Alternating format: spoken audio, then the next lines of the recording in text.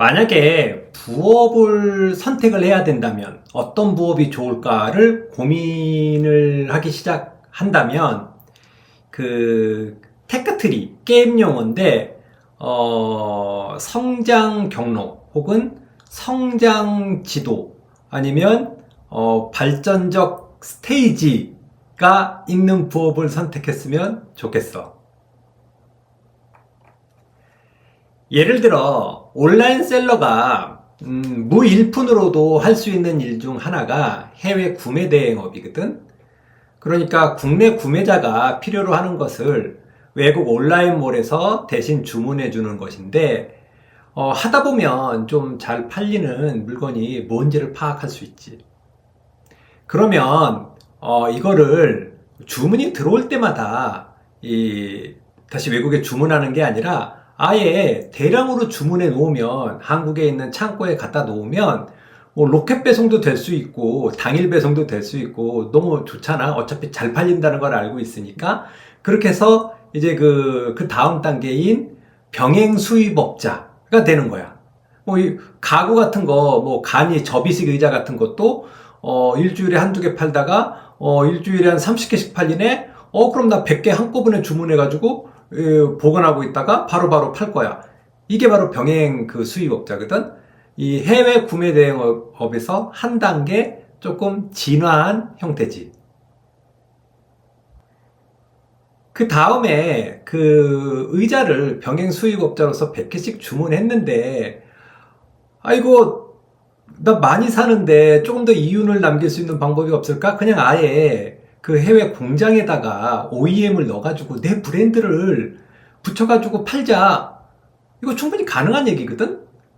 그래서 자기가 자기 로고 만들고 브랜드 만들어가지고 그 의자에다가 붙여가지고 팔면 이 사람은 병행 수입업자가 아니라 제조업자가 되는 거지. 그 다음 단계로 의자를 막 자기 브랜드로 만든 로고를 붙인 의자를 팔다 보니까 이 고객들의 불만사항이 뭔지를 알겠어. 소재가 마음에 안 든다든지 아니면 색상이 마음에 안 든다든지 플라스틱으로 만들어졌던 간이 의자인데 이거 나무로 만들어도 잘 팔릴 것 같은데 해가지고 나무로 의자를 만들고 싶은 거야. 그래가지고 기존 시장에 없었던 나무로 만든 접이식 의자를 만들고 그 다음에 기존 시장에 없으니까 그걸 수출까지 한다면 자기 제품이잖아? 그러면 이 사람은 제조 수출업자가 되는 거지. 테크트리라는 게 이렇게 이제 성장 단계라는 게 한 단계 한 단계 한 단계씩 이제 올라가는 건데 살짝 이제 오해를 하기가 쉬운 게 이제 챗GPT 같은데 이제 설명을 해달라고 하면 이제 씨앗을 심고 줄기가 나오고 싹이 나오고 열매를 맺는다 이렇게 단계별로 설명을 하지만 열매를 맺을 때 열매가 최종 결과물이잖아. 열매가 나기 전까지 중간에 멈춰서는 안 되잖아. 근데 요 테크트리나 요렇게 성장 단계는 자기가 하기 싫으면 나 병행 수입업자에서 멈출래. 난 그냥 해외 구매 대행업자에서 그냥 서 있을래. 그냥 그것만 하면서 계속 꾸준히 회사 운영하고 수익 낼 거야. 이래도 되는 게 약간의 좀 그게 차이점이지. 근데 이걸 왜 말했냐면 이 공간임대업도 테크트리가 있어. 이 성장 단계가 있어가지고 시작부터 이제 진화 단계가 있기 때문에 그걸 알고 시작을 하면 되게 이제 좋을 것 같아. 공유 스페이스, 공간 임대업을 이제 처음 할 때는 가능하면 이제 자본금이 적게 드는 것들을 하려고 하지.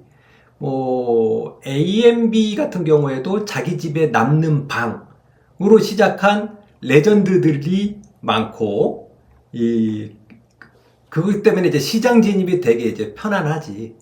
그래서 이제 자기 남는 방으로 하다가 아니면은 이제 투룸을 얻어가지고 숙박 에어비앤비 단기 임대를 하든지 아니면 이제 렌탈 스튜디오를 하든지 파티룸 같이 조금 공간이 작고 이제 한 명이나 두 명이나 가족이 사용하는 그러한 공간을 이용을 하지.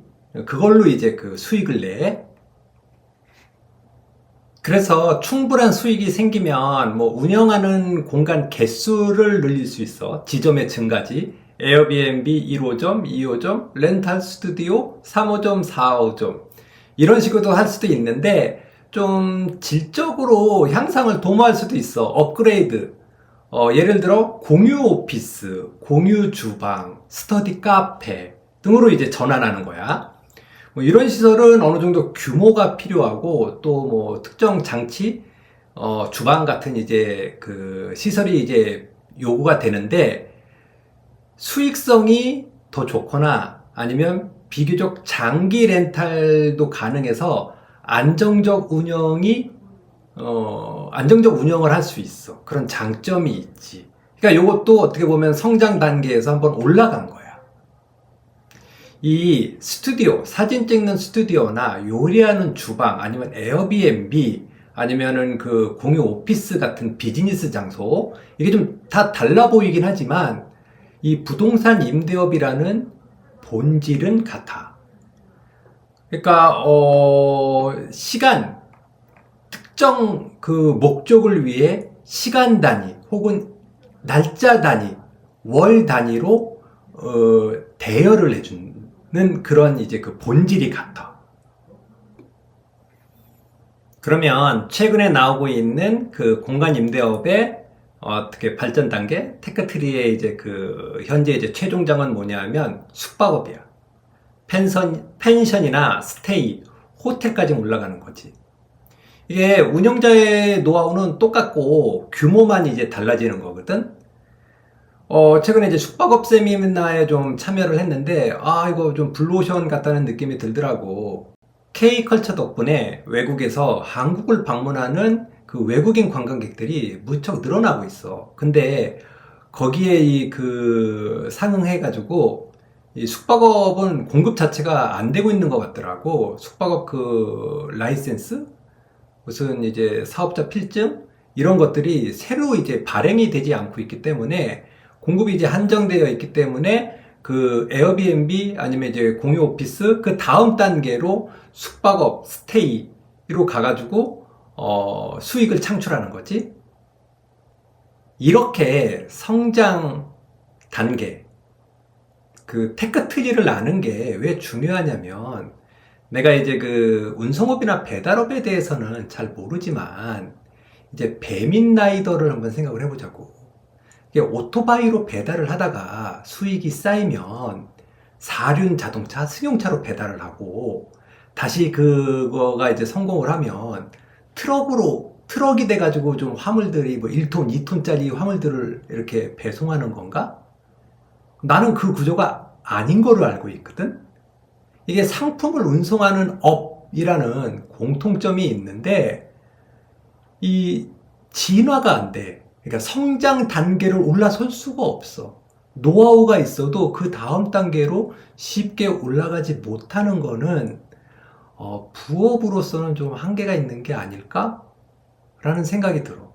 그래서 이 공간 임대업뿐만 아니라 부업을 선택하게 된다면은, 다른 부업을 선택하게 된다면은 한번 이 부업들의 최종 단계가 뭔지를, 현재 단계가 뭔지를 한번 각 단계를 한번 그려보든지 조사를 해서 이런 것들이 좀 쭉 뻗어 있는, 길게 뻗어 있고 선택의 폭이 되게 넓은 거를 선택했으면 좋겠어. 그래야지 노하우가 쌓여서 생산성이 높아지고 수익을 그 복리 구조로 이렇게 쌓아갈 수 있는 길이라고 생각해.